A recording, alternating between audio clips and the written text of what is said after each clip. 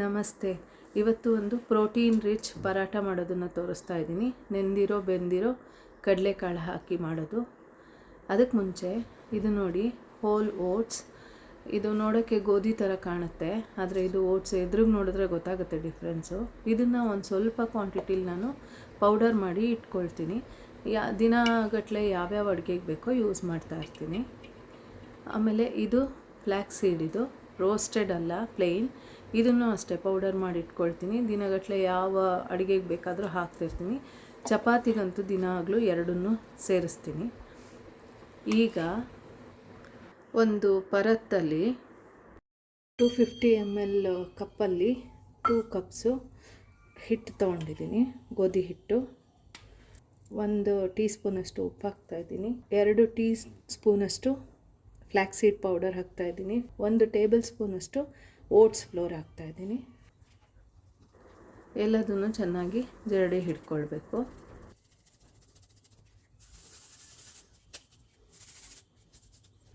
ಇದಕ್ಕೆ ಈಗ 1 ಟೇಬಲ್ ಸ್ಪೂನಷ್ಟು ತುಪ್ಪ ಹಾಕಿ,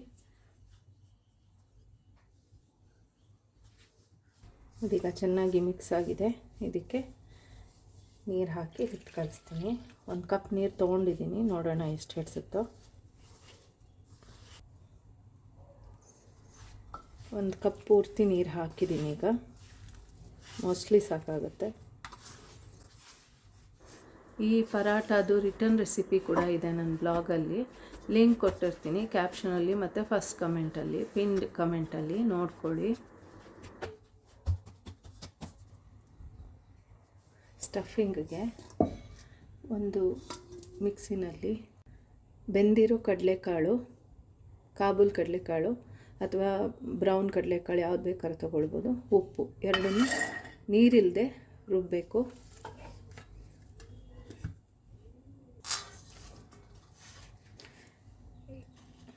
ಈ ಥರ ರುಬ್ಕೋಬೇಕು. ಇದಕ್ಕೆ ಒಂದು ಅರ್ಧ ಟೀ ಸ್ಪೂನು ಅಜ್ವಾಯಿನ್, 1 ಟೀ ಸ್ಪೂನಷ್ಟು ಬಿಳಿ ಎಳ್ಳು ಹಾಕ್ತಾಯಿದ್ದೀನಿ, ಕರಿದು ಕೂಡ ಹಾಕ್ಬೋದು. ಒಂದು ಅರ್ಧ ಟೀ ಸ್ಪೂನಷ್ಟು ಅರಿಶಿನ ಹಾಕ್ತಾಯಿದ್ದೀನಿ. 1 ಟೀ ಸ್ಪೂನಷ್ಟು ಕಾಶ್ಮೀರಿ ರೆಡ್ ಚಿಲ್ಲಿ ಪೌಡರ್ ಹಾಕ್ತಾಯಿದ್ದೀನಿ.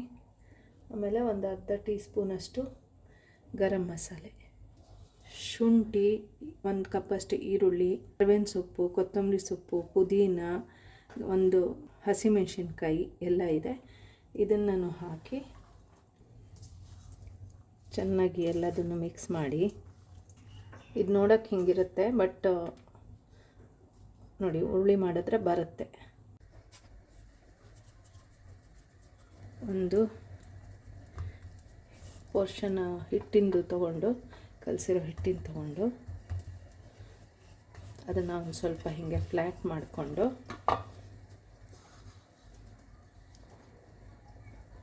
ನೋಡಿ, ಒಂದು ಸ್ವಲ್ಪ ಹೊತ್ತು, ನಾನು ಇದೆಲ್ಲ ರೆಡಿ ಮಾಡ್ಕೊಳ್ಳೋವರೆಗೂ ಇಟ್ಟಿತ್ತಲ್ಲ, ಅಷ್ಟಕ್ಕೇ ಉಪ್ಪು ಹಾಕಿರ್ತೀವಲ್ಲ, ಅದಕ್ಕೆ ಒಂಚೂರು ತುಂಬ ಬಿಡಿ ಬಿಡಿಯಾಗಿದ್ದು ಈಗ ಹಿಂಗಾಗಿದೆ.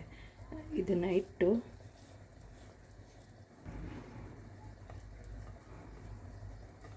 ಈ ಥರ ತುಂಬುವಾಗ ಇಲ್ಲಿ ಒಳಗೆ ಏರು ಉಳ್ಕೋಬಾರ್ದು. ಅಲ್ಲಿ ಏರು ಉಳ್ಕೊಂಡ್ರೆ ನಾವು ಲಟ್ಸೋವಾಗ ಅದು ಒಡೆಯುತ್ತೆ.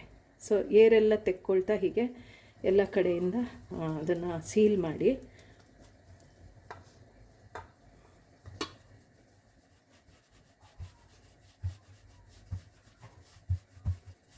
ಸ್ವಲ್ಪ ದಪ್ಪ ಇದ್ದರೆ ಚೆನ್ನಾಗಿರುತ್ತೆ, ತುಂಬ ತೆಳ್ಳಗಿದ್ರೆ ಚೆನ್ನಾಗಿರಲ್ಲ ಪರಾಟ.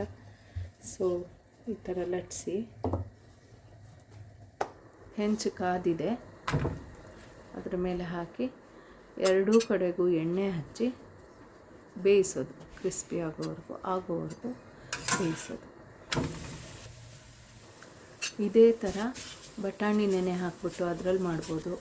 ಆಮೇಲೆ ಕಡಲೆಕಾಳು, ಹಸಿ ಕಡಲೆಕಾಳು ಸಿಗುತ್ತಲ್ಲ, ಅದನ್ನು ಬೇಯಿಸಿ ರುಬ್ಬಿ ಅದರಲ್ಲಿ ಮಾಡ್ಬೋದು. ಆಮೇಲೆ ಅಲಸಂದಿ ಕಾಳಲ್ಲಿ ಮಾಡ್ಬೋದು. ಹೀಗೆ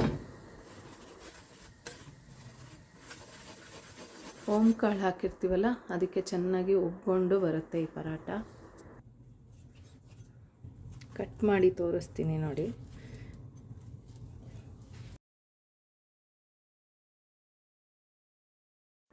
ಹೀಗೆ ನೋಡಿ, fibre rich protein rich paratha, ತುಂಬ ಟೇಸ್ಟಿಯಾಗಿ ತುಂಬ ಚೆನ್ನಾಗಿರುತ್ತೆ.